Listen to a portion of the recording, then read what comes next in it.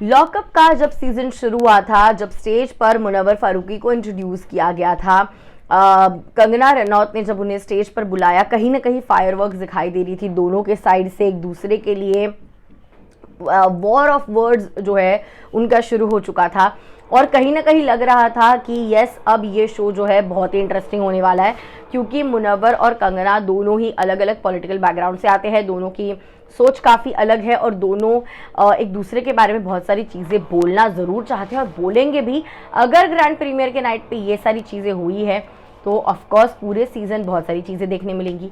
लेकिन हमें भले स्टार्ट में थोड़ा बहुत दिखाई दिया, लेकिन बाद में दोनों एक दूसरे के साथ कॉर्डियल हो गए और एक प्रोफेशनल रिलेशनशिप मेंटेन करने लगे। जहां मुनव्वर गलत जा रहे थे वहां पे कंगना बोल रही थी, जहां वो सही जा रहे थे कंगना वहां पे भी उनकी अप्रिसिएशन करते हुए नजर आई। दूसरी एक पायल, जहाँ पे उनके साथ खास बिल्कुल बनती नहीं थी, जरा भी बनने की कोशिश करते थे तो दोनों के बीच लड़ाई झगड़े होते थे। अगेन दोनों के ही अलग पॉलिटिकल ओपिनियन रहे हैं और दोनों दो ऐसे स्ट्रॉन्ग कंटेस्टेंट्स रहे हैं कि कहीं ना कहीं विनर इन दोनों में से कोई एक बनेगा, ये भी दिखना शुरू हो चुका था।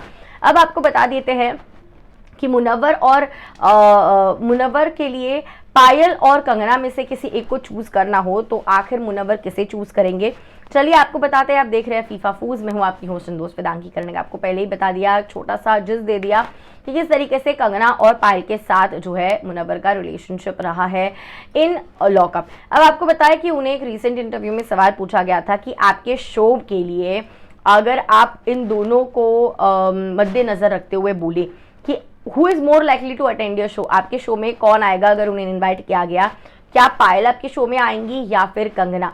इस पर जो है मुनव्वर ने बिना सोचे ही डायरेक्ट जवाब 1 सेकंड के अंदर दे दिया कि अगर ऐसा कुछ है तो दोनों में से कोई एक अगर मेरे शो में आएंगी तो 100% it is going to be Kangana.